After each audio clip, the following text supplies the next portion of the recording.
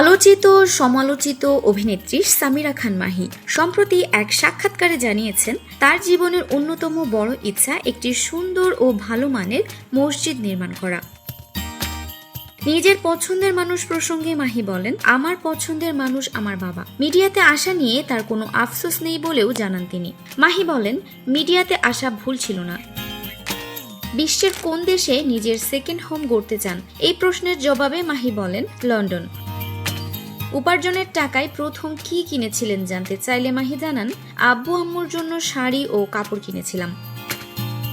যদি তিনি দেশের প্রধানমন্ত্রী হতেন তাহলে কি করতেন, এই প্রশ্নের উত্তরে মাহি বলেন, আমি দুর্নীতি দমন করতাম।